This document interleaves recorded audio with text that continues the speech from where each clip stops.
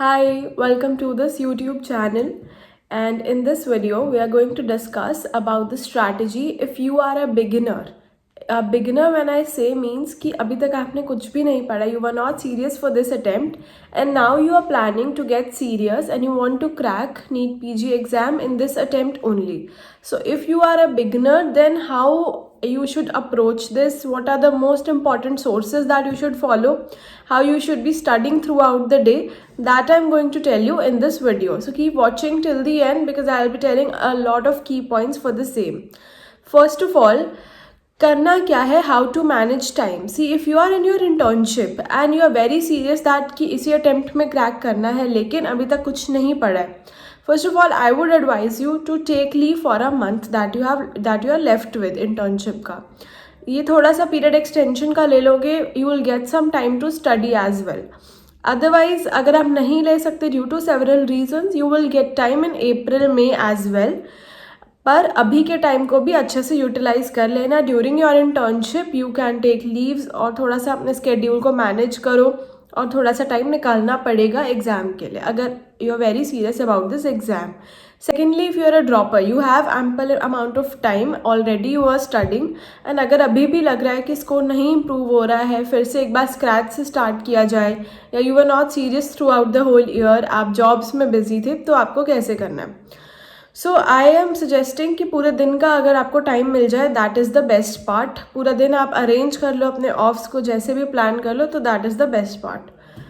Secondly, क्या sources follow करने हैं. Number one source which is very very important is PYQs. अगर आपने अभी तक नहीं करे हैं नीट PG और INI सेट के पिछले 5 साल के question, then you are lagging behind. This I am telling you very clearly. You have to do PYQs. There's no coming back. एक बार के लिए आप थ्योरी पार्ट्स छोड़ सकते हो, अपने मेन नोट्स छोड़ सकते हो, रैपिड रिविजन्स पढ़ना छोड़ सकते हो, पर जो चीज़ पता है कि इसमें से ही आनी है, दैट इज़ द PYQs. तो PYQs करना is the first priority for us. पर ऐसा नहीं है कि आप रेगुलरली सिर्फ PYQs ही करो और उसी में दिन ख़त्म हो रहा है. एक चीज़ को इकट्ठे नहीं पूरा शुरू कर देना. We are going to do everything but in bits and pieces every day. PYQs incorporate करने हैं. सेकेंड इंपॉर्टेंट चीज़ जो रोज़ करनी ही है, दैट इज़ GT से रिलेटेड जो चीज़ें हैं वो आपकी डेली स्केड्यूल में होनी चाहिए. आपको, अगर आप बिगिनर हो, आपने अभी तक कुछ भी तैयारी नहीं करी है, तो आपको GT देने पड़ेंगे 2 GTs पर वीक. 2 GTs के लिए you can set your days like एक संडे को दे रहे हो, एक वेंसडे को दे रहे हो, क्योंकि GT is the key for increasing your scores. और अगर आप GT जो एक संडे को दे रहे हो, एक वेंसडे को दे रहे हो, आप उसको एनालाइज नहीं कर पा रहे हो उस दिन पे, तो आप मंडे और ट्यूसडे को उसको थोड़ा थोड़ा एनालाइज कर सकते हो.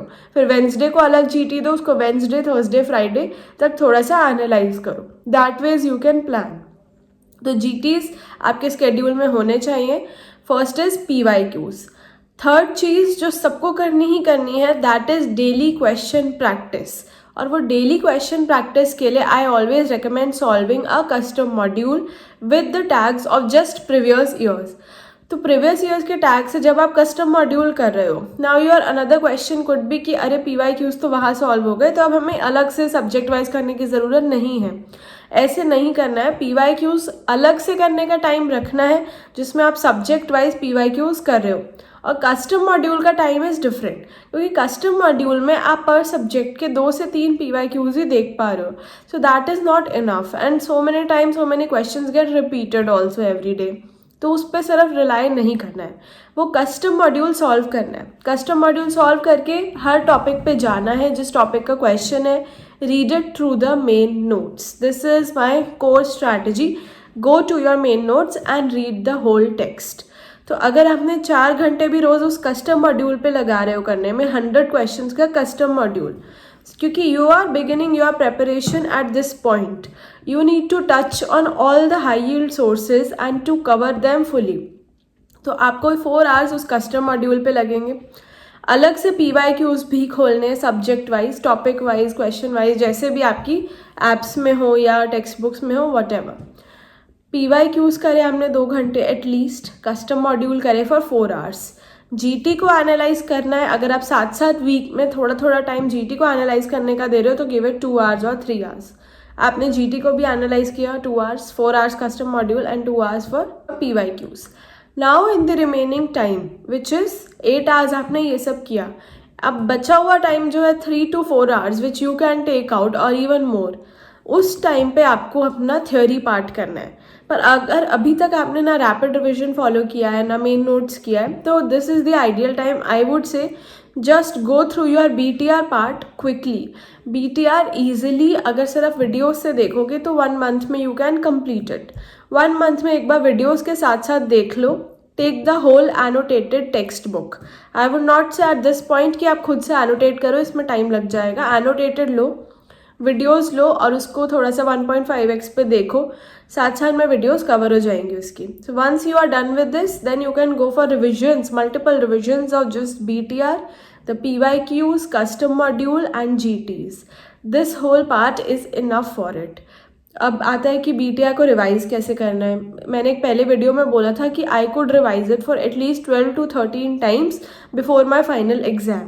सो अगर आप भी अभी भी BTR को सिर्फ वीडियो से देख लेते हो अभी, तो आने वाले टाइम में you have to take up 1 or 2 subjects every day of BTR and you have to revise them every day.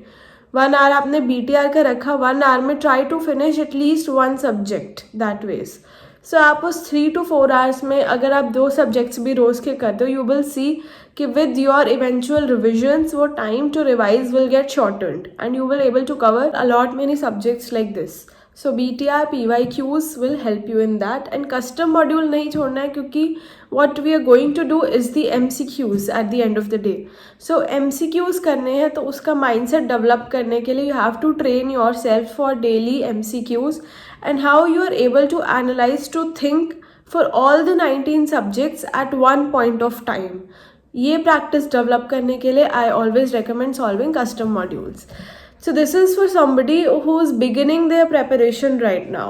And ऐसा नहीं है कि जो लोग पहले से करते आ रहे हैं उनको भी एकदम से इतना हेक्टिक करना है या सिर्फ BTR पे आ जाना है सब कुछ छोड़ के, ऐसा नहीं करना है.